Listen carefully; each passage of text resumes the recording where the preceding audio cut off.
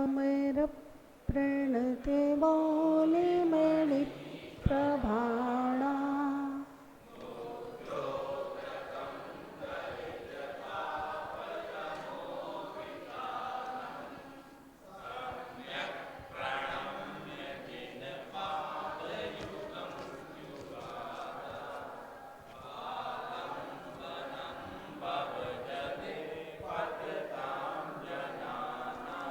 जय बोले पंच परमेष्ठी भगवान ने की जय। देवादिदेव एक दृढ़ से आदिनाथ भगवान ने की जय।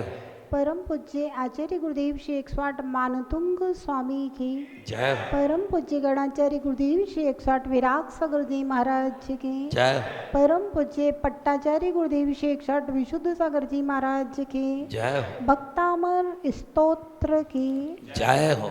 पर गणेश हरिका रत्न 105 विभाश्री माता जी की जय। हरिका युष्मन्मुखेन्दु दलिते सुतमस्सु नाथ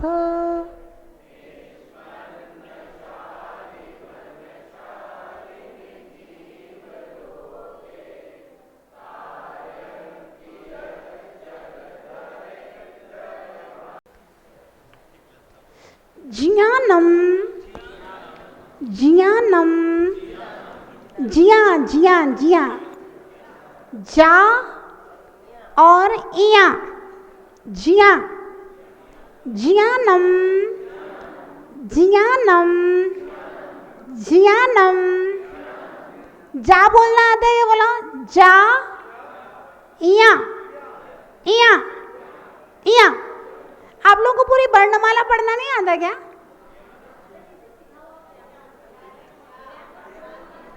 बोलो का खा गा घा ङा ङा चा छा जा झा इया। अब देखो ङा अलग ढंग से बोला है, इया अलग ढंग से बोला है। ता था डा ढा ला। अब देखिए अंगा इया ला तीनों अलग अलग बोलने का उच्चारण ध्वनि तीनों में अलग अलग निकल रही है। ता था दा धा ना पा फा बा भा मा या रा ला वा शा सा शा हा। अब देखिए आप क्या करना, अपने घर में बैठ जाना अकेले, कोई नहीं हो दूसरा कमरे में अकेले। फिर आप आ से लेकर के हाथ तक पूरी वर्णमाला का उच्चारण करना, पूरी वर्णमाला का। फिर उसमें तुम ये देखना कौन सा शब्द हमारी जीभ कहाँ यूज हो रही है, कहाँ लग रही है, कैसे चल रही है ध्वनि निकालने में। तो आपको हर अक्षर में अलग अलग महसूस होगा कि हर अक्षर में देखिए ध्वनि उच्चारण के अंग है गला, नाक, जीभ, ओठ, तालु, ये सब ध्वनि उच्चारण के अंग हैं। अब कहीं ना कहीं हर ध्वनि का अलग उच्चारण हो रहा है, तो कहीं ना कहीं श्वास कहीं इधर से निकलेगी, कहीं इधर से निकलेगी, कहीं जोर ज़्यादा डलना है, कहीं जोर कम चलना है। मतलब हर वर्ण के उच्चारण में हमारे जो मुख के मुद्रा, मुख की मुद्रा गई है वो अलग अलग होगी। अब जब हमने कभी ध्यान ही नहीं दिया अपने जीवन में कि कैसे उच्चारण कौन सा अक्षर किया जाता है, तो आदमी कहीं ना का पा उच्चारण करेगा, पा का बा उच्चारण करेगा, वा का बा उच्चारण करेगा, सा का सा उच्चारण करेगा, छोटे आ को बड़े आ उच्चारण करेगा, बड़े आ को छोटा आ उच्चारण करेगा, कहीं का कहीं उच्चारण चलता रहता है। और ऐसे ही हमारा लोक व्यवहार चलता रहता है। जबकि स्तोत्र पाठ में और मंत्रोच्चार में कई लोगों का मंत्रोच्चार हमने देखा है, हिरीम बहुत सारे लोग गलत बोलते हैं, मैक्सिमम लोग हिरीम गलत बोलते हैं। कोई रीम रीम बोलता है, कोई हीम हीम बोलता है। हिरीम बोलो, हिरी हिरी हिरी हिरी हिरी, हा और रा और बड़ी हिरी हिरी। विनोद जी बोलो, रीम रीम बोलते हैं सब लोग, रीम नहीं बोलना है, हिरीम रीम हरी हिरी हिरी हिरी। पहले बोले हरा हरा हरा हरा हरा, बोलो जीभ लौटने लगेगी। जहां जीभ नहीं लौटे ना, आप उस अक्षर को 20 बार उच्चारण करो, 25 बार उच्चारण करो, अपने आप आपकी जीभ चलने पड़ेगी। बोले हरा हरा हरा हरा हरा, बोलो आलस मत करो, आप तो बोलो हिरा हिरा हिरा हिरा हिरा हिरा हिरा हिरा, हिरीम हिरीम हिरीम हिरीम हिरीम हिरीम हिरीम।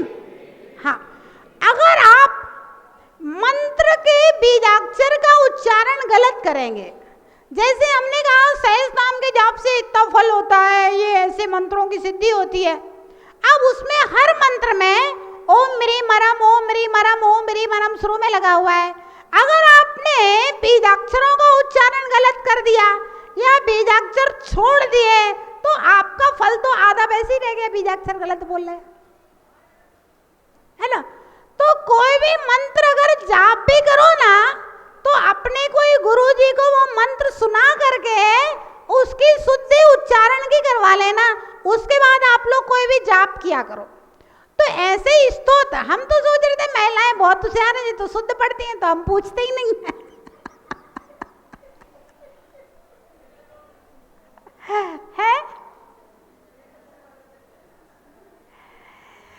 चलिए, तो जिया बोलो, जा और इया पहले अलग अलग उच्चारण करो, फिर मिक्स करना। जा जा इया इया इया इया इया इया इया, क्योंकि इया का उच्चारण बहुत लोगों से बनता ही नहीं है। अंगा और इया, ये दो जो अक्षर है ना, उनका उच्चारण बहुत सारे लोगों से, सब लोग अंगा को ना पढ़ देते हैं, सीधा इया को ना पढ़ देंगे, अंगा को भी ना पढ़ देते हैं, उनसे बनता ही नहीं है।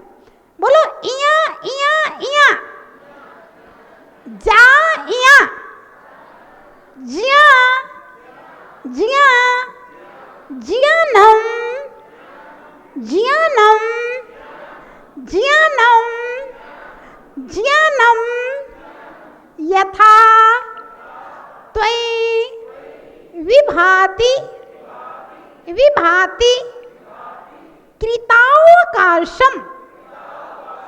मालूम, ये उच्चारण स्कूल में तो हमने भी नहीं पढ़ा था। पहले जैसे सभी स्कूलों में बच्चों को पढ़ाया जाता है, ऐसे हम लोग भी ऐसे ही पढ़ते थे।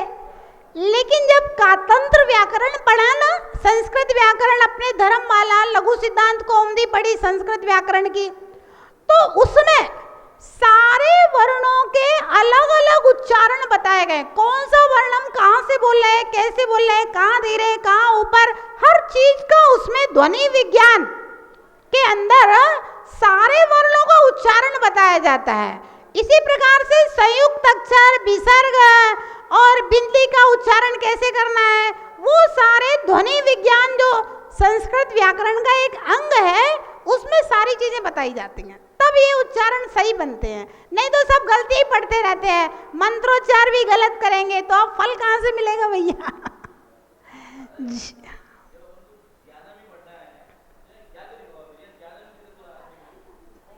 आपका एकदम सही सवाल है ना। बता रहे आपके पास मोबाइल है, मोबाइल निकाल, हिंदी वाला सिस्टम जिसके मोबाइल में हो वो निकालो। कीपैड मिनेश्री बता रही है, कीपैड हिंदी वाला करके। अब आप जा और जा पे हलंत लगा दो, जा और जा के ऊपर हलंत लगा दो, फिर प्लस लगा दो, फिर इया और इया के ऊपर हलंत लगा दो। छोटा आ लिख दो।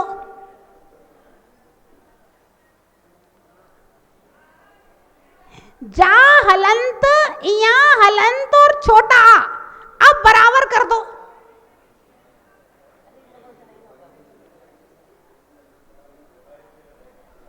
आप लोगों से नहीं हो रहा तो हमारे स्वतंत्र भैया कर देते हैं, उनका मोबाइल हिंदी में चलता है, शुद्ध हिंदी में। नहीं, हिंदी में भी सही है, मोबाइल में आता है, मैंने देखा है, किसी ने बताया लोगों ने। हाँ, अगर आप मोबाइल में जा लिख करके हलंत लगा दो या ना आधा जा, और इया लिख करके हलंत लगा दो या ना आधा इया, और फिर छोटा आ लिख दो और बराबर लिख दो, तो आपको ज्ञा लिखा हुआ मिल जाएगा। मतलब जिया शब्द संयुक्त है और ये जा और इया को मिलाकर के ही बना गया है। तो इसको अगर आप शुद्ध अक्षर उच्चारण करते हैं तो इसका उच्चारण व्याकरण के अनुसार जिया ही होता है। अब लोग स्कूलों में गलत पढ़ाया गया बचपन से, हम लोगों को भी स्कूलों में सबको गलत ही पढ़ाया गया, तो वैसे ही आदत पड़ गई है। तो हमें ऐसा लगता है कि ये ज्ञा है, जबकि ये ज्ञा नहीं है। ज्ञा मतलब गा और या का उच्चारण होगा, और गा और या का इसमें कोई संबंध ही नहीं है। हाँ, जैसे विद्या, द्या, दा और या को मिलकर बना है, तो बहुत सारे लोग विद्या पढ़ते हैं, विद्या गलत है, विद्या विद्या। हाँ, ऐसे जिया, जियानम, जियानम, जियानम, यथा त्वयि विभाति कृतावकाशम। क्री क्री क्रा नहीं बोलना, क्रा बोलोगे तो गलत हो जाएगा। क्री कृतावकाशम, कृतावकाशम, ज्ञानम यथा त्वयि विभाति कृतावकाशम।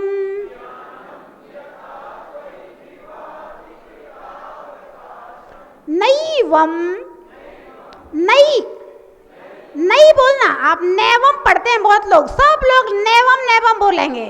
नैवम, नैवम तथा हरि हरादिषु नायकेषु। नैवम तथा हरिहरादिषु नायकेषु।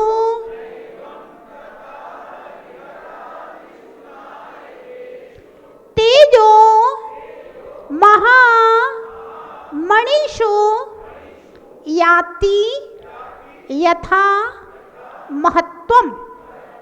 तेजो महामणिषु याति यथा महत्वम।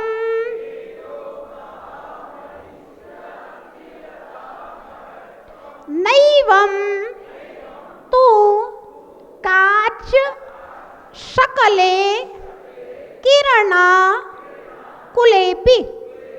नैवम तु काच शकले किरणा कुलेपि।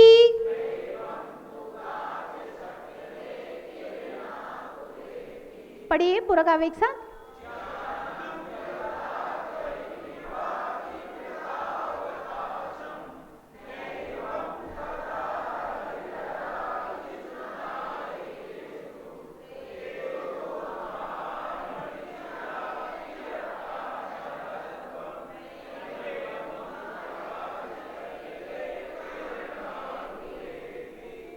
यहाँ पर आचार्य मानतुंग महाराज फिर से भगवान के ज्ञान की आराधना कर रहे हैं, ज्ञान की स्तुति कर रहे हैं, क्योंकि आत्मा के अनंत गुणों में ज्ञान गुण प्रधान गुण कहा गया।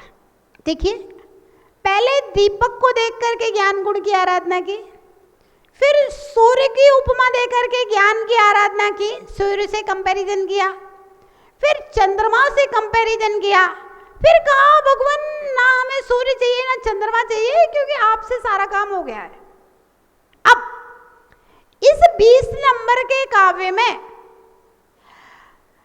आचार्य मानतुंग महाराज सरागी के ज्ञान और बीतरागी के ज्ञान की तुलना कर रहे हैं। किसकी तुलना कर रहे हैं? सरागी के ज्ञान की और बीतरागी के ज्ञान की तुलना कर रहे हैं। ध्यान रखना, सरागी के ज्ञान में और बीतरागी के ज्ञान में जमीन और आसमान का अंतर होता है। कितना अंतर होता है? जमीन और आसमान का अंतर होता है, क्योंकि मति श्रुत ज्ञान वाला कितना भी ज्ञानी हो जाएगा, हो सकता है किसी को कर्ण पिशाचनी विद्या सिद्ध होए, आप जाओ और आपके पास वो आप उसके पास जाते ही आपके मन की सारी बातें, आप क्या प्रश्न लेकर आए बता दे, है ना।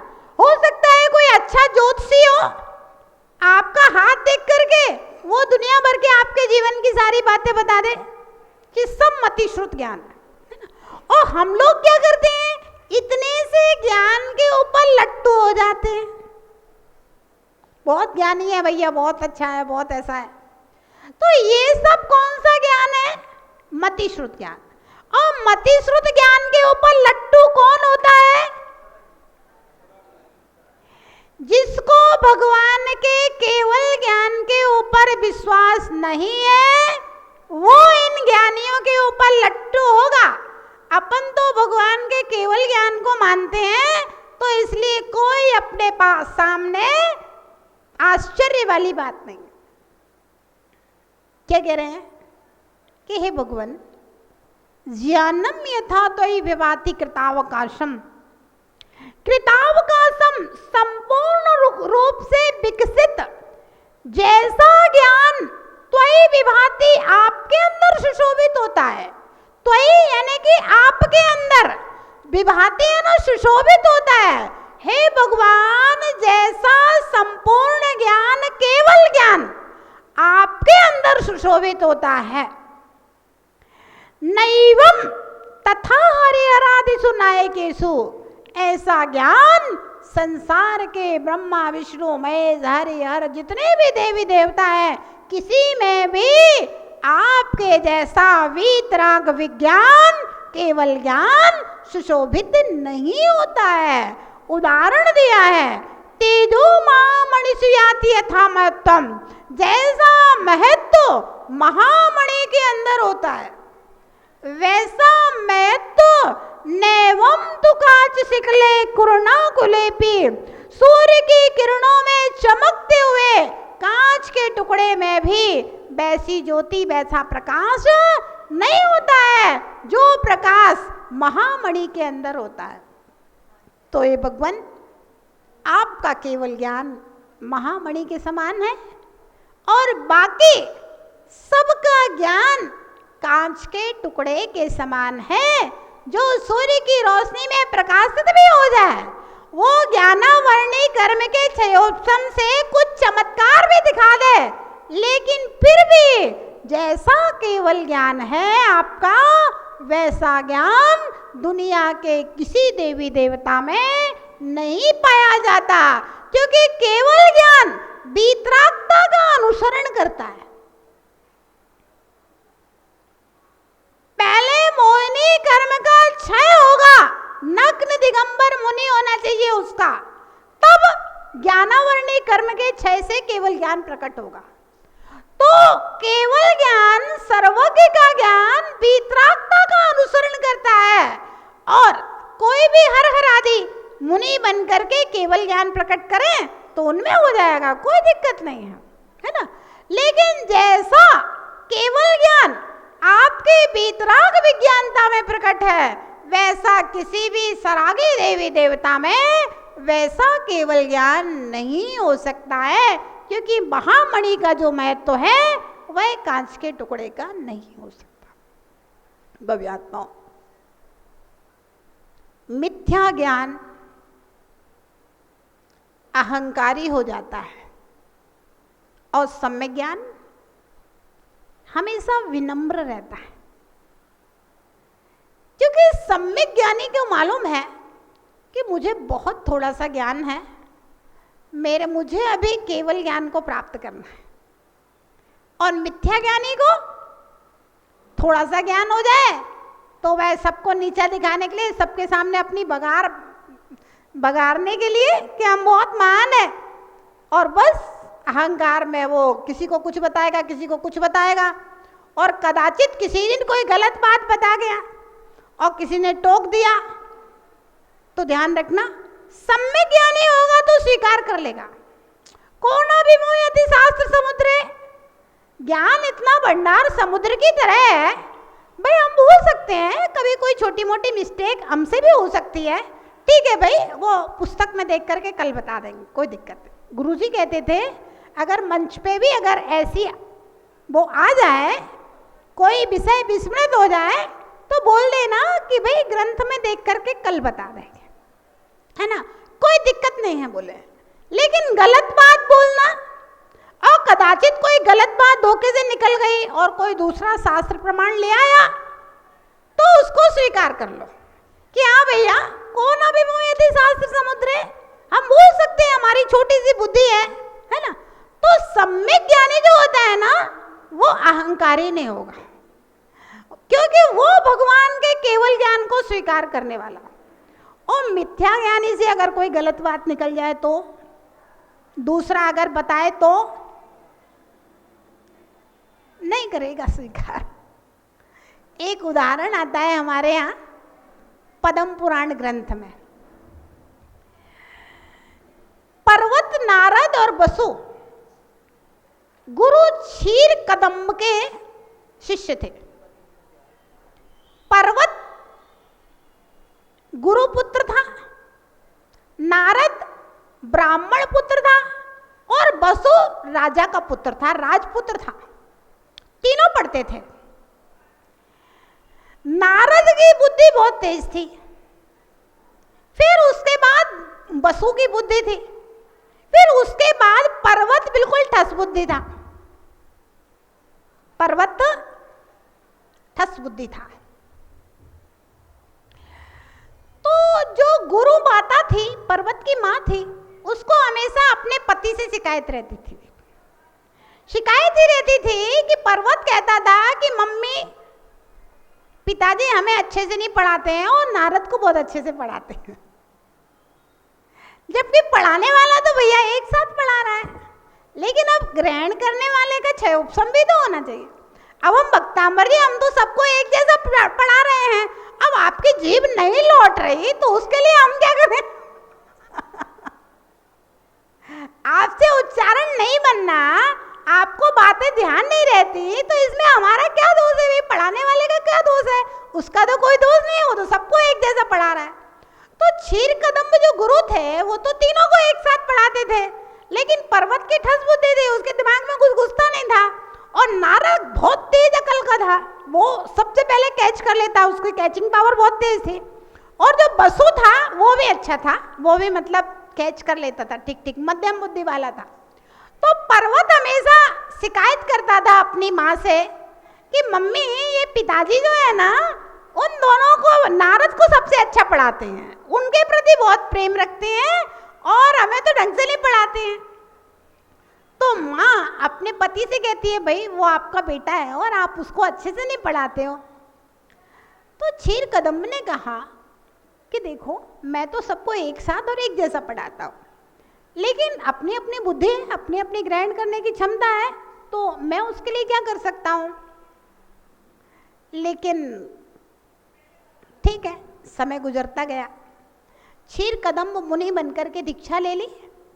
बसु अपने पिताजी के आसन के ऊपर आसीन हो गया, सम्राट बन गया। और पर्वत अपने पिताजी की गद्दी के ऊपर बैठ करके आश्रम चलाने लगा। और नारद ने अपना अलग दूसरा आश्रम खोल लिया, वो भी अपने शिष्यों को पढ़ाने लगा। एक दिन पर्वत ने पढ़ाया अपने शिष्यों को अजेर अष्टव्यम, ये एक सूत्र है। आज के द्वारा अष्टव्यम है ना, हवन करना चाहिए, पूजन करना चाहिए। तो पर्वत ने पढ़ाया आज शब्द का अर्थ बकरा होता है। आज शब्द का क्या अर्थ होता है? बकरा।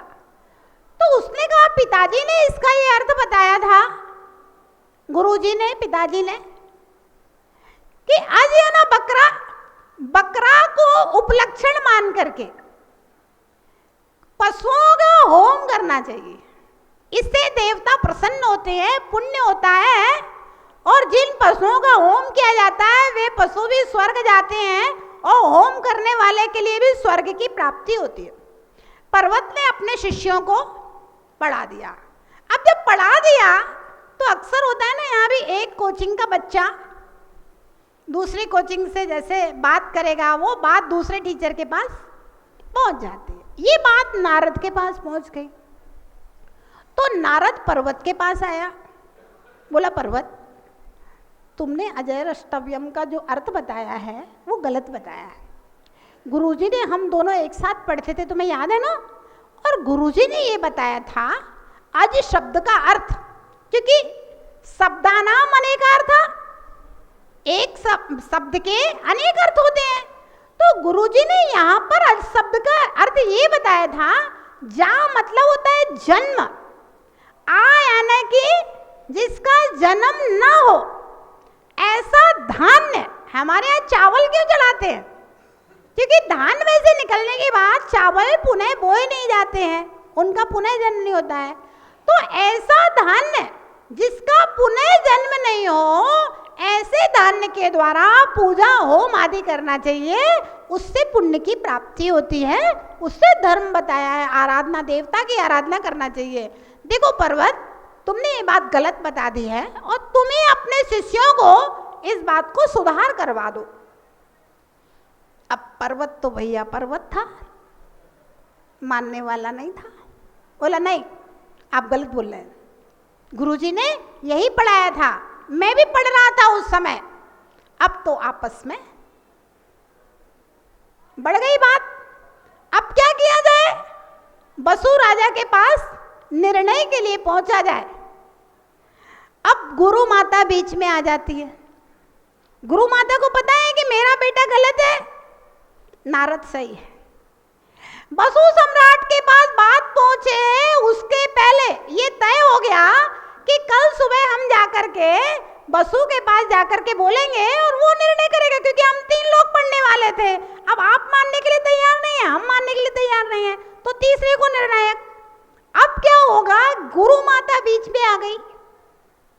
वो बसु के पास पहुंच करके, स्त्रियों का तो स्वभाव होता है, कोई बात मनवाना हो तो रोने बैठ जाओ रोने लगती है। तो बसु पूछता है, माता तुम रो क्यों रही हो? आखिर रोने का कारण कुछ तो होगा, आप बताओ तो सही, क्या पीड़ा है? मैं तुम्हारे पुत्र के समान हूँ, आप मेरी गुरु माता हो, हम आपका हर करने के लिए तैयार हैं, बोलो क्या समस्या है? बोली बसु, पति तो मेरा चला गया, दीक्षा ले गया, मेरे जीवन का एक ही सहारा पुत्र बचा हुआ है, और अगर पुत्र भी चला जाएगा तो फिर मैं किसके सहारे जीऊंगी? मैं तो मर जाऊंगी। इतना कह के और जोर जोर से रोने लगी हो। तो अब बसु कहता है, माता आप परेशान नहीं हो, आपका पुत्र तो ठीक है, बढ़िया आश्रम चला रहा है और अच्छी बढ़िया शिष्य मंडली है उसके बाद, और धन संपत्ति की जरूरत है तो बताओ, हम अपने राज्य में से दे देते हैं, कोई दिक्कत नहीं है।